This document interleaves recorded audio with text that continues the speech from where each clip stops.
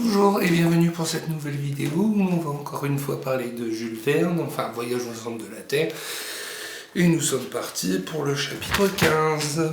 Tigrou, arrête! Le Sneffels est haut de 5000 pieds. Il termine par son double cône une bande trachytique qui se détache du système orographique de l'île.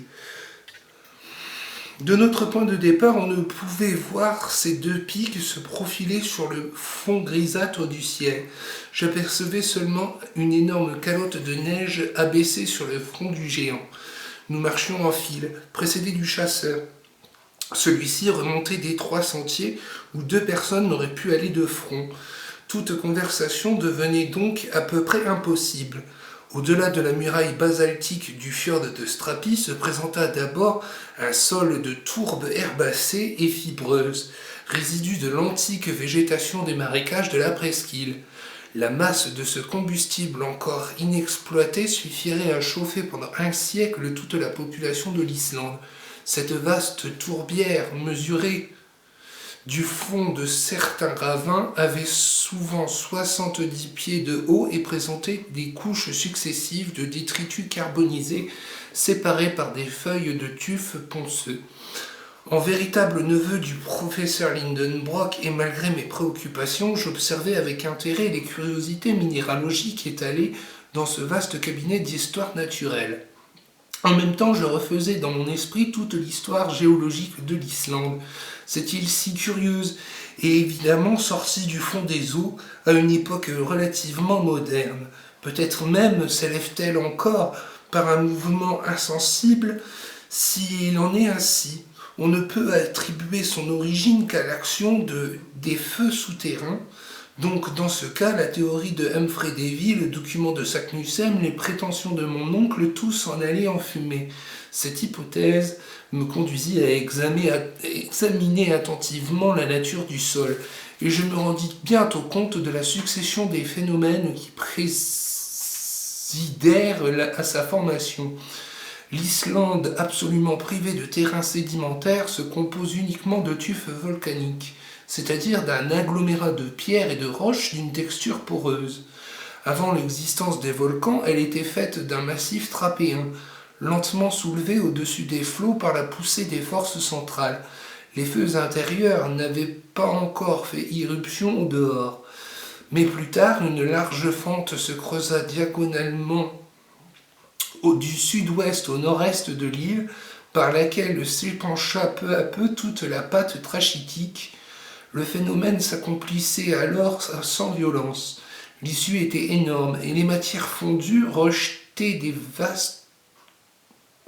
entrailles du globe, s'étendirent tranquillement en vastes nappes et en masses mamelonnées. À cette époque apparurent les feldspaths, les syénites et les porphyres, mais grâce à cet épanchement, l'épaisseur de l'île s'accrut considérablement et par suite sa force de résistance. On conçoit quelle quantité de fluide élastique s'emmagasina dans son sein lorsqu'elle n'offrit plus aucune issue. Après le refroidissement de la croûte trachytique, il arriva donc un moment où la puissance mécanique de ces gaz fut telle qu'ils soulevèrent la lourde écorce et se creusèrent de hautes cheminées. De là, le volcan fait du soulèvement de la croûte, puis le cratère subitement troué au sommet du volcan.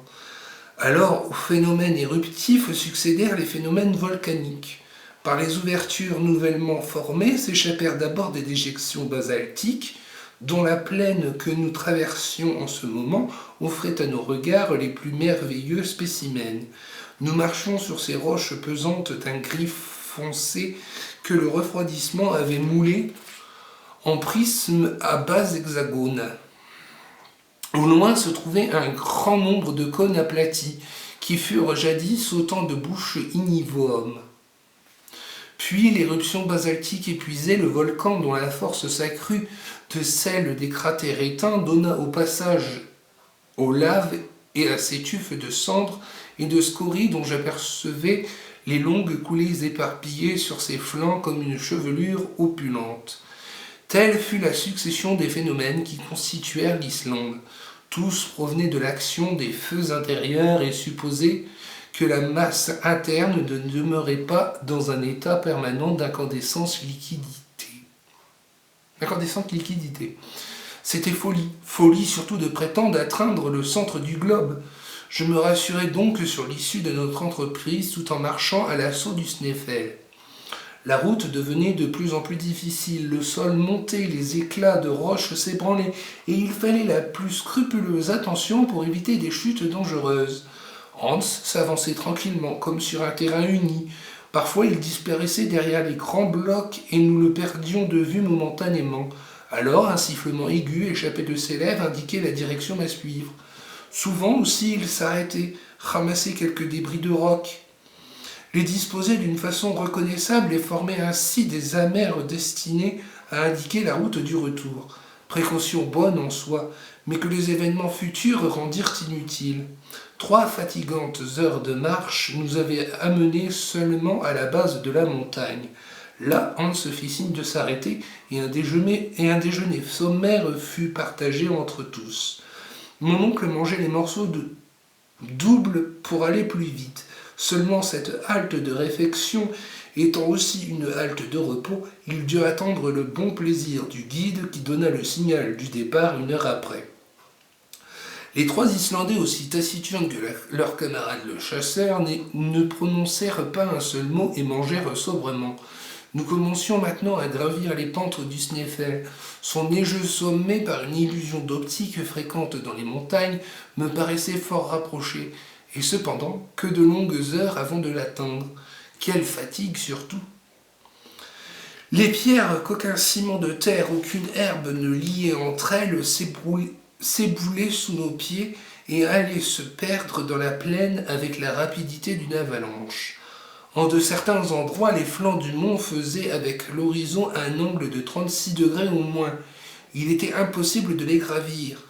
Et ces raidillons pierreux devaient être tournés non sans difficulté. Nous nous prêtions alors à un mutuel secours à l'aide de nos bâtons. Je dois dire que mon oncle se tenait près de moi le plus possible. Il ne me perdait pas de vue et en maintes occasions son bras me fournit un solide appui. Pour son compte, il avait sans doute le sentiment inné de l'équilibre, car il ne bronchait pas. Les Islandais, quoique chargés, grimpaient avec une agilité de montagnards. À voir la hauteur de la cime du Snæfell, il me semblait impossible qu'on pût l'atteindre de ce côté, si l'angle d'inclinaison des pentes ne se fermait pas. Heureusement, après 1 heure de fatigue et de tours de force, au milieu du vaste tapis de neige développé sur la croûte du volcan, une sorte d'escalier se présenta inopinément, qui simplifia notre ascension.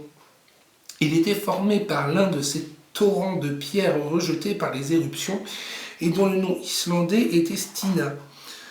Si ce torrent n'eût pas été arrêté dans sa chute par la disposition des flancs de la montagne, il serait allé se précipiter dans la mer et former des îles nouvelles. Tel il était, tel il nous servit fort. La roideur des pentes s'accroissait, mais ces marches de pierre permettaient de les gravir aisément. Et si rapidement même qu'étant resté un moment en arrière pendant que mes compagnons continuaient leur ascension, je les aperçus déjà réduits par l'éloignement à une apparence microscopique. À 7 heures du soir, nous avions monté les 2000 marches de l'escalier et nous dominions une extumescence de la montagne, sorte d'assise sur laquelle s'appuyait le cône proprement dit du cratère. La mer s'étendait à une profondeur de 3200 pieds. Nous avions dépassé les limites des neiges perpétuelles, assez peu élevées en Islande par suite de l'humidité constante du climat. Il faisait un froid violent. Le vent soufflait avec force. J'étais épuisé. Le professeur vit bien que mes jambes me refusaient tout service et malgré son impatience, il se décida à s'arrêter. Il fit donc signe au chasseur qui secoua la tête en disant « Ovenfort ». Il paraît qu'il faut aller plus haut, dit mon oncle. Puis il demanda à Hans le motif de sa réponse. Mistou, répondit le guide. Bien, Mistou, répéta l'un des Islandais d'un ton assez effrayé. Que signifie ce mot demandai-je avec inquiétude. Voix, dit mon oncle. Je portais mes regards vers la plaine. Une immense colonne de pierre ponce pulvérisée, de sable et de poussière s'élevait en tournoyant comme une trombe. Le vent la rabattait sur le flanc du Sneffel auquel nous étions accrochés. Ce rideau opaque étendu devant le soleil produisait une grande ombre jetée sur la montagne.